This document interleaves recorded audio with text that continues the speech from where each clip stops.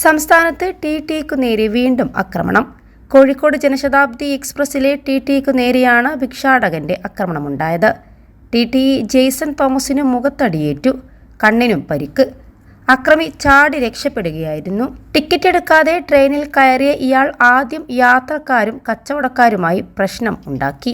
ഇതിനു പിന്നാലെയാണ് ട്രെയിനിൽ നിന്ന് ഇറങ്ങിപ്പോകാൻ ആവശ്യപ്പെട്ട് ടിടിഇ എത്തിയത്. ഈ സമയത്താണ് ഇയാൾ ടിടിഇയെ ആക്രമിച്ചത്. ഭിക്ഷക്കാരൻ കയറുന്നത് തടഞ്ഞപ്പോഴാണ് ആക്രമിച്ചതെന്ന് ടിടിഇ പറഞ്ഞു.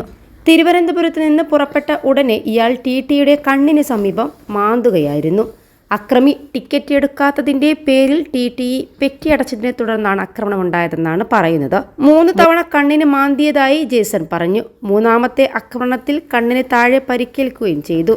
ഇതേ തുടർന്ന് റെയിൽവേ കാറ്ററിംഗ് തൊഴിലാളികൾ അക്രമിയെ പിടിച്ചു മാറ്റുന്നതിനിടയിൽ ഇയാൾ പുറത്തേക്കിറങ്ങി ഓടുകയായിരുന്നു.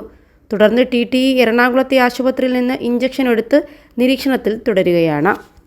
+2 ഡിഗ്രി കഴിഞ്ഞവർക്ക് വേൾഡ്സ് ഫസ്റ്റ് AR/VR ക്ലാസ് റൂമിലൂടെ സ്മാർട്ട് ഫോൺ എഞ്ചിനീയർ ആവാം. കൂടുതൽ അറിയാൻ വിളിക്കൂ ബ്രിഡ്കോ ആൻഡ് ബ്രിഡ്കോ. ട്രെയിനിൽ കയറാനെത്തിയയാൾക്ക് ടിക്കറ്റ് ഉണ്ടായിരുന്നില്ല. തർക്കത്തിനിടെ ആദ്യം അക്രമി തുപ്പി, തുടർന്ന് തന്നെ അടിക്കാൻ വന്നു. ഒഴിഞ്ഞു മാറിയപ്പോൾ വീണ്ടും ആക്രമിച്ചു. മാസ്ക് വലിച്ചു കീറി. കണ്ണിനു താഴെ വീണ്ടും അടിക്കുകയായിരുന്നു. അക്രമി മദ്യപിച്ചിരുന്നതായി തോന്നിയിരുന്നില്ലെന്നും ഇടിയിൽ കണ്ണ് നഷ്ടപ്പെടാതിരുന്നത് ഭാഗ്യം കൊണ്ടാണെന്നും ജെയ്സൺ പറഞ്ഞു. ട്രെയിനിലുണ്ടായിരുന്ന യാത്രക്കാരെ ഇയാൾ അസഭ്യം പറഞ്ഞുവെന്നും ദൃക്സാക്ഷികൾ പറഞ്ഞു. ട്രെയിൻ എറണാകുളത്തെത്തിയപ്പോൾ ജെയ്സൺ ഇറങ്ങി ആശുപത്രിയിൽ ചികിത്സ തേടി. ആക്രമണം സംബന്ധിച്ച് RPFന് പരാതി നൽകിയെന്നും പ്രതിയെ പിടികൂടാൻ കഴിഞ്ഞില്ലെന്നും ജെയ്സൺ അറിയിച്ചു. സമാനമായ സംഭവം 2 ദിവസം മുന്നേ തൃശൂരിൽ ട്രെയിനിൽ നിന്ന് ടിടിഇയെ തള്ളിയിട്ട് കൊന്ന സംഭവം ഉണ്ടായി. മുളങ്കുന്നത്തുകാവ് സ്റ്റേഷന് സമീപത്താണ് സംഭവം. എറണാകുളം സ്റ്റേഷനിലെ ടിടിഇ കെ വിനോദാണ് കൊല്ലപ്പെട്ടത്. താഴെ വീണ ഇദ്ദേഹത്തിന്റെ ദേഹത്ത് കൂടി ട്രെയിൻ കയറിയതിനെ തുടർന്നാണ് മരണം സംഭവിച്ചത്. ഒഡീഷ സ്വദേശിയായ രജനീകാന്ത് ആയിരുന്നു പിടിയിലായത്.